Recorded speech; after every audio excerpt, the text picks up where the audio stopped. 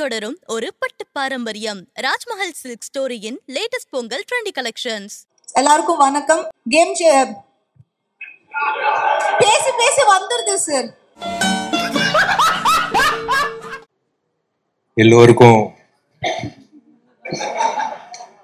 DD என்ன sir மறுபடி யூடியூப்ல வைரல் வீடியோ வந்துருமா? கேக்குது. கொடுக்க மாட்டோம். ஜோக்ஸ் அபார்ட், இந்த ஒரு பொதுவா ஒரு எர்த்குவேக் நடந்தா ஒரு நாள் ஒரு நியூஸ் வரும், பேப்பர்ல வந்து ஒரு துண்டு நியூஸோ ஒரு நியூஸ் வரும், அடுத்த நாள் மறந்துடுவாங்க. ஆனா விஷாலோட நடுக்கம் வந்து வேர்ல்டு வைடு ரீச் ஆகி உங்களால வந்து எனக்கு வேர்ல்டு வைடு வந்து எனக்கு வந்து விஷால் நல்லா இருக்கணும், விஷால் மறுபடி வந்துடணும், விஷால் ஹெல்த்துக்கு என்ன பிரச்சனை, விஷால் இப்படி பார்த்ததே கிடையாது, விஷால் மறுபடி he should come back அப்படின்னு world wide, I am not joking, world wide surgeons, judges, IAS officers, IPS officers, income tax officers, கனடால இருந்து சம்பந்தமே இல்லாம யூஎஸ்ல இருந்து சம்பந்தமே இல்லாம சினிமா பார்க்காத ஒரு கூட்டம், என்னாச்சு விஷாலுக்கு, விஷாலோட health, he should come back, இப்படி பார்த்ததே கிடையாது. நிறைய பேர் கண்ணீர் விட்டு இருக்காங்க. they have cried for me. அந்த ஒரு நிகழ்ச்சியில நான் இருக்கும்போது, அந்த நிகழ்ச்சி முடிஞ்சதுக்கு அப்புறம் ஒரு விஷயம் நான் உணர்ந்தேன். ஒரு விஷயம், எத்தனை பேர் என்ன நேசிக்கிறாங்க, நேசிக்காதவங்க என்ன நேசிக்க ஆரம்பிச்சாங்க, பிடிக்காதவங்க என்ன பிடிக்க ஆரம்பிச்சாங்க, நடிக்காதவங்க எனக்கு வந்து ஒரு ஊக்கம் கொடுத்தாங்க. பொதுமக்கள் வந்து சம்பந்தமே இல்லாம வந்து ஒரு கோயில் வாசல்ல பூக்காரி அம்மா கேட்டுச்சு, தம்பி உடல்நிலை நல்லா இருக்கான்னு. நல்லா இருக்குமான்னு. ரோட்ல பெருக்கிற ஒரு அம்மா, பொதுவா வந்து என் கையில காசு இருந்தா நான் கொடுத்துருவேன். ரோட்ல போற ஒரு அம்மா, அதான் ரோட்டு அந்த ப்ளூ ட்ரெஸ் போட்டு பெருக்கிற அம்மா வந்து, தம்பி என்னப்பா ஆச்சு உனக்கு, இந்த மாதிரி கண் கலங்கிட்டேன். இது வந்து உண்மையிலே நான் வீடு வீடா போய் கேட்டிருந்தா என்ன பிடிக்குதான்னு கேட்டிருந்தா கூட ஒரு இட்ஸ் நாட் பாசிபிள். 40 வருஷம் ஆனா கூட இட்ஸ் நாட் பாசிபிள். ஆனா உலகம் முழுக்க எல்லாரும் வந்து விஷால் நல்லா திரும்ப வரணும் அப்படின்னு எதிர்பார்த்தாங்க பாருங்களேன். எனக்கு அதான் என் அண்ணன், நான் எப்பவுமே உரிமையோட சொல்றது, என் டார்லிங் குஷோட புருஷன், என் அண்ணன் சுந்தர் சார்ல இருந்து ஆர்யா, அவன் வந்து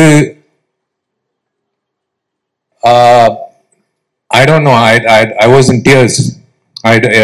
எல்லாருக்கும் நண்பர்கள் இருப்பாங்க, இப்படி ஒரு நண்பர் கிடைக்கிறது வந்து ஒரு பாக்கியம். நான் ஏதோ ஒரு இடத்துல ஏதோ ஒரு புண்ணியம் செஞ்சிருக்கேன், அவனை வந்து ஒரு நண்பனா கிடைச்சது. வாசுகிக்கு நான் வந்து கடமைப்பட்டிருக்கேன். உண்மையிலேயே சொல்றேன். அந்த ஃபங்க்ஷன்ல வந்து doctors told me not to go for the function. They told me you are trembling, you have severe fever, it's more than 1 or 3, you are trembling. நான் ஒரே ஒரு விஷயம், எனக்கு வேஷ்டி சட்டை மட்டும் கட்டி கொடுங்க. நீ கேட்க மாட்டேன், சொன்னா கேட்க மாட்டேன். நான் கண்ணாடி முன்னாடி போனேன், என் கண்ணாடி முன்னாடி ஒருத்தர் தெரிஞ்சாரு, சுந்தர்சி.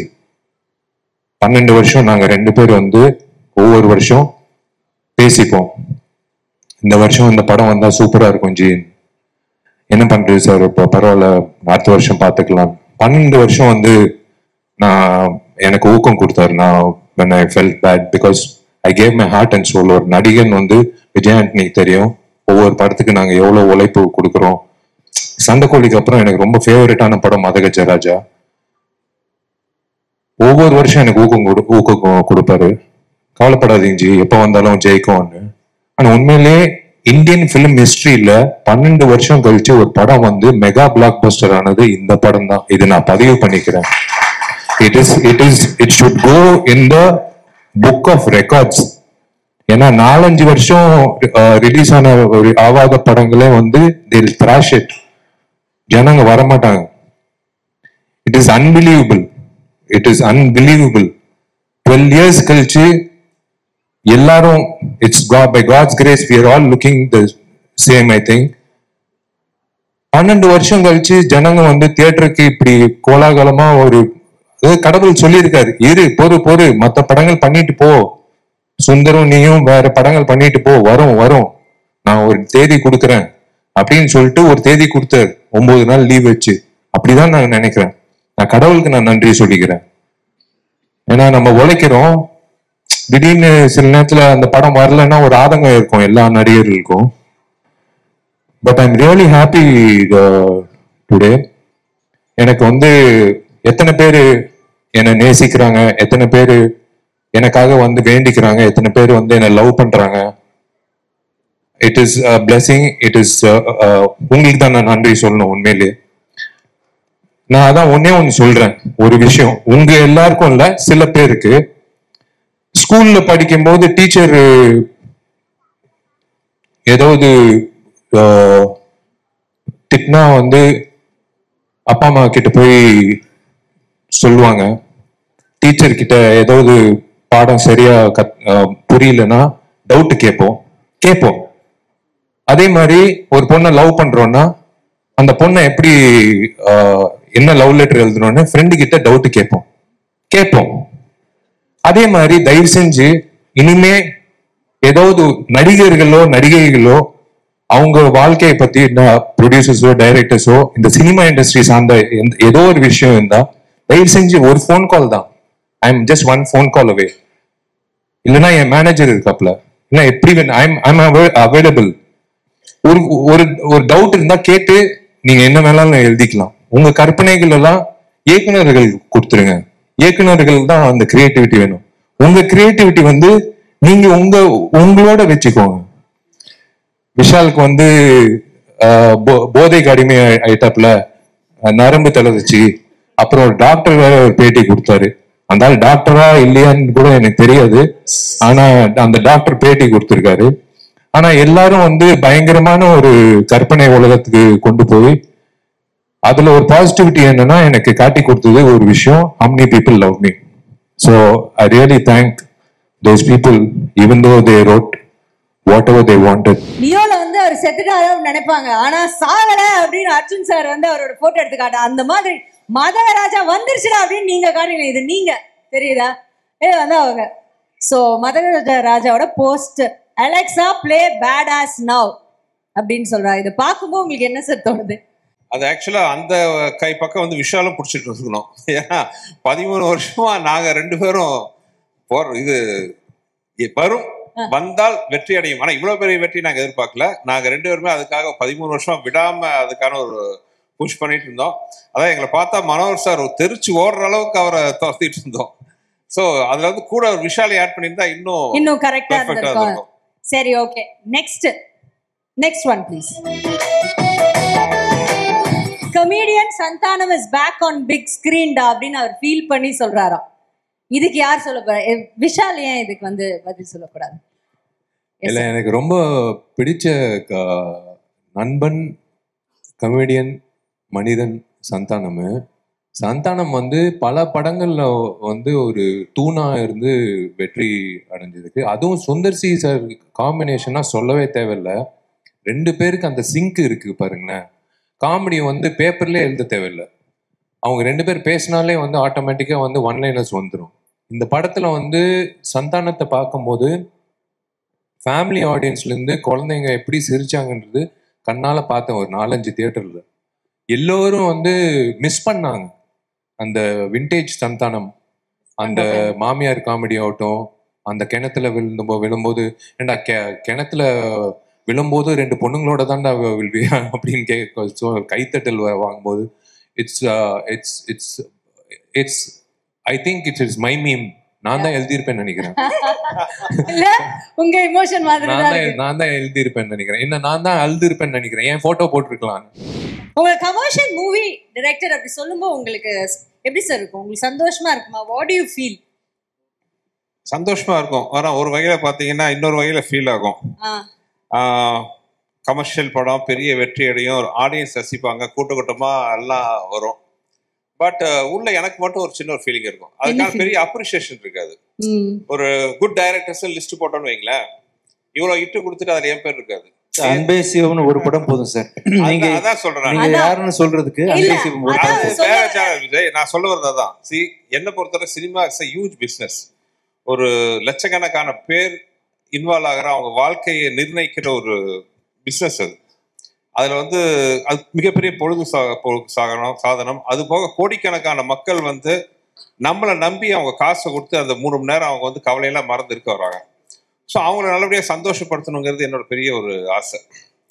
பட் என்னதான் அந்த கமர்ஷியல் மூவின் டேக் இருந்தாலும் 30 வருஷமா கண்டினியூஸா பை காட்ஸ் கிரேஸ் அண்ட் மக்கள் ரசிகர்கள், அதாவது அவங்கள வந்து நான் மக்கள் ரசிகர்கள் சொல்ல மாட்டேன், தெய்வங்கள்னு சொல்லுவேன். அவங்களோட ஆதரவுல தான் நான் வந்து ஓடிட்டு இருக்கேன். ஆனா வந்து இப்போ கமர்ஷியல் ஓகே இவ்வளவு ஹிட் ஆனாலும் மனசுக்குள்ள ஒரு சின்ன இது இருக்கு. அதுக்கான ஒரு பொசிஷன் இன்னும் எனக்கு கிடைக்கலன்ட்டு. பட் அதை பத்தி கவலையும் படுறதில்லை. நான் என் கடன் பணி செய்து கிடப்பதே தான் என்னோட கொள்கை. உங்க பொசிஷன் என்னன்னா சார், இந்த பொங்கலை நீங்க தான் காப்பாத்துனீங்க சினிமா தியேட்டர்களில் மக்களை என்டர்டைன்மெண்ட்டுக்காக. அதே மாதிரி போன சம்மர் வந்து பொங்கலுக்கு இது, போன சம்மருக்கு வந்து அரண்மனை. இதுக்கு மேல என்ன சார் வேணும்? அதான் சார் என்னை பொறுத்தவரை தான். இப்போ படம் பார்க்குற மக்கள் சந்தோஷம், மீடியா ரசிச்சு எல்லாம் ஆதரவு கொடுக்குறாங்க, டிஸ்ட்ரிபியூட்டர்ஸ், தியேட்டர் ஓனர்ஸ் எல்லாருமே பார்த்தீங்கன்னா சந்தோஷமா இருக்காங்க. நம்ம என்னோட இதில் நம்ம எல்லாத்தோட காம்பினேஷன்ல வந்த இந்த வெற்றியில அதுதான் என்னோட வந்து மிகப்பெரிய வெற்றியாகவும் அவார்டாகவும் பார்க்குறேன். விஷால்னா சுந்தர் சி, விஜய் ஆண்டனி 3 பேர் சேர்ந்தீங்கன்னா ஒரு பயங்கரமான ஒரு ராட்சச வெற்றி அப்படின்னு சொல்றாங்க. இத பார்க்கும்போது விஜய் ஆண்டனி அவர்களுக்கு எவ்வளவு சந்தோஷமா இருக்கு. 3 பாம்பு எப்படி போட்டீங்க? ஏற்கனவே அனகாண்டான்னு சொல்லி வந்து வச்சு செஞ்சுட்டாங்க. நீங்க திரும்பவும் ஞாபகப்படுத்துறீங்களே. ஒரு டிராகனிஷான ஒரு விஷயம் சார். இது ஒரு டிராகன் கலந்த அந்த மாதிரி எல்லாமே கலந்த ஒரு இது. நீங்க டிராகன் அது டிராகன் போட்டிருந்தா பரவாயில்ல, பாம்பு போட்டு நாம அப்படியே வச்சுக்கலாம் சார். சரி, என்ன சொல்ல வரீங்க? 3 டிராகன் சேர்ந்து ஒரு ராட்சச வெற்றி கொடுத்திருக்கீங்க அப்படின்னு மக்கள் ஃபீல் பண்றாங்களா? இந்த ராட்சச வெற்றிக்கு காரணம் 3 டிராகன்ஸ் யாருன்னா நீங்க தான் அப்படின்னு சொல்றாங்க. அது கேட்கும்போது மனசுக்கு எப்படி சந்தோஷமா இருக்கு? என்னையும் அதாவது விஜயாண்டனி சார் இருக்கார்ல, நான் சொல்லணும் சார் வந்து ஏதாவது இப்ப பேசும்போது அவர் பேசினாலும் ஹிட், அவர் பாடினாலும் ஹிட், பேசினா அவரோட ரியாக்ஷன் எல்லாரும் என்ன ரியாக்ட் பண்ணுவாங்க அவங்கள பத்தி பேசும்போது? அப்படி சார் மேடம் கரெக்ட், தெரியும், அடுத்து சொல்லு, எஸ் எஸ். இன்னும் நம்ம திட்டுறாரா மனசுக்குள்ள, இல்ல நிஜமா ஓகே சொல்றாரா, ஒண்ணுமே தெரியுமா? 3 டிராகன் நல்லா ஈனு பல்ல காட்டி சிரிச்சுட்டு இருந்தா பெர்ஃபெக்ட்டா இருக்கும். எங்க 3 பேரோட மூட் அப்படியே இருக்கு. ஆமா, கொஞ்சம் சிரிப்பு கம்மியா இருக்குல்ல இதுல. சந்தோஷமா தான் இருக்காங்க. விஜயாண்டி மட்டும் பயங்கரமா சிரிக்கிறாங்க, மட்டும் பெருசா சிரிக்குதுப்பா. இந்த பாம்பு கொஞ்சம் பெருசா. ஏன் சார் அது நீங்க தான் சொல்லணும், நீங்க தான் விஜயாண்டி என்ன கேட்டா. Okay, next meme please. அரண்மனை 2024 ஃபர்ஸ்ட் பிளாக் பஸ்டர், மதகஜ ராஜா 2025 first block Bastar, Sundar C supremacy. இத பத்தி சொல்லுங்க சார். அது ஃபர்ஸ்ட் லைன் ஃபேக்ட், உண்மைதான். ஏன்னா போன வருஷம் வந்து கொஞ்சம் அன்பார்ச்சுனேட்லி சினிமா ஃபீல்ட் டல்லா இருந்துச்சு. அரண்மனை வந்து become a huge hit. But அதுல பெரிய ஒரு பிளெஸிங் இன் டிஸ்கைஸ் என்னன்னா, அதுக்கப்புறம் தமிழ் சினிமாவை தூக்கி நிறுத்துறதுக்கு ஏகப்பட்ட படம் வந்துச்சு. Right from Garudan, Maharaja, rubber பந்து, சோவான், நிறைய படங்கள் வந்துச்சு. ஸோ மேபி போன வருஷம் ஆரம்பிச்சு வச்சு நிறைய ஹிட் வந்த மாதிரி இந்த வருஷமும் தமிழ் சினிமால நாங்க ஆரம்பிச்சு வச்சிருக்கோம். நிறைய ஹிட் வரும், தமிழ் சினிமா ஓஹோன்னு இருக்கணும்னு ஆசைப்படுறேன். Super super. விஷால் சார் ஏதாவது சொல்லணுமா? இல்ல 2026 நான் டைட்டில் பாக்குறேன், என்ன டைட்டில் வரப்போகுது. துப்பறிவாளன் போட்டுருங்க விஷால், போட்டுலாமா? 24 வந்து அரண்மனை, மதகராஜா 25, துப்பறிவாளன் வந்து 26. இல்ல சுந்தர் சாரோட இருந்தா சூப்பரா இருக்கும். ஆமா, இப்ப சுந்தர் சார் இல்ல அதுவே ஒரு சிம்பிளா இருக்கு பாருங்க. மதகஜராஜா 2. ஓ, அதுலயே இருக்குங்கறீங்க? அதுலயே இருக்கு. Wow, okay okay fine. தொட்டு தொடரும் ஒரு பட்டு பாரம்பரியம். ராஜ்மஹல் சில்க்ஸின் லேட்டஸ்ட் ட்ரெண்டி பொங்கல் கலெக்ஷன்ஸ். இந்த பொங்கலை வண்ணமயமாக்க ராஜ்மஹல் சில்க் ஸ்டோரியுடன் கொண்டாடுங்கள்.